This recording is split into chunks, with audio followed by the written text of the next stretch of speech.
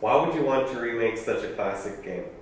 The original James vs. Dev is such an influential title, I feel, to the gaming industry and to just art as a whole. You know, it's such a revolutionary piece of media that, all of us experienced, and I really want to make the best version possible and let a whole new generation of people experience the same glory we did. How do you think the new story mode adds to the experience of the game? Well, to tell you the truth, the original game didn't really have much of a context. Not to put down the original game because it's such a masterpiece, but we didn't really know as a player why they were fighting. James and Dev were just kind of fighting with no context, and this new story mode gives us a little bit of perspective. How has voicing a character like James changed your life? It hasn't. Alright. How is the experience of voicing a person of color different from past roles? When I took on the role of Dev, I found out that he was African American. So I went to Africa for 3 years to learn about the culture and the way they do things, to really get into character. How did you go about redesigning the characters of James and Dev? Well, firstly, we made Dev a African American to further the political subtext in James vs. Dev and just give it a deeper meaning. Will we learn more about the conflict between James and Dev? Of course, yeah. This new story mode gives us a lot more perspective onto why these characters hate each other so much. Will we be getting free developer support afterwards? Well, after our initial launch on the Epic Game Store, we plan on moving to Steam and consoles. There, we can seek fan requests for changes and additions they'd like to see. What about the rumored Mario Smash crossover? Now, I've signed some contracts. I can't exactly tell you if Mario Smash is going to be in the game, but let's just say that James and Dev find out they're part of a larger universe. Okay. What is it like interacting with fans in the official James vs. Dev Twitter account?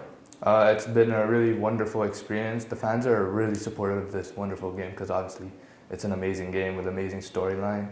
And yeah. What makes this game different from the original? Well, in this version, we're actually going to release 2 separate games. We're going to release a legacy version made in Scratch, and we're also going to release James vs. Dev Bedrock. Now this version is going to have crossplay to all consoles except PS4, because Sony won't let us. Are you adding any new modes to the game?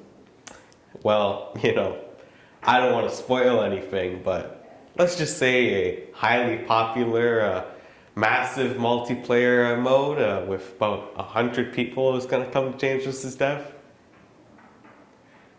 We're adding Battle Royale.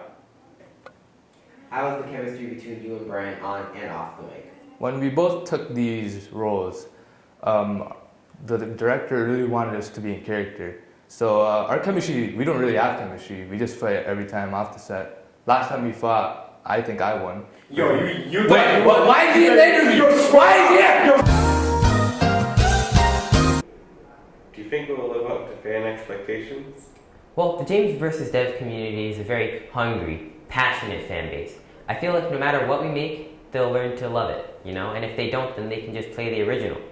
Idiot. Any new mechanics or attacks? Well, there are going to be some new mechanics in the other modes like Battle Royale, but we want to keep the core of what made James vs. Dev such a good game, and we don't want to mess with old players having to learn completely new techniques, so most of it isn't touched. Is this an award-winning story? Absolutely, all these AAA games that are coming out now, Red Dead Redemption 2, Last of Us 2, all these games, they're nothing compared to this one because we have such an amazing director on this game. Are you adding any new characters? Well, we are pleased to announce that James vs. Dev will include a Seasons Pass. This will include DLC and a rumored third character. Why isn't the original developer present in the development team? This is it's kind of a sensitive subject for me.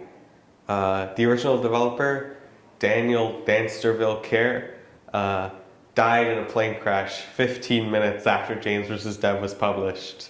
Fortunately, he was the only person on the plane to die, and everyone else got off with no injuries. Now, I don't want to promote the conspiracy theory that Scratch assassinated him because this game was too good, but the facts just don't add up.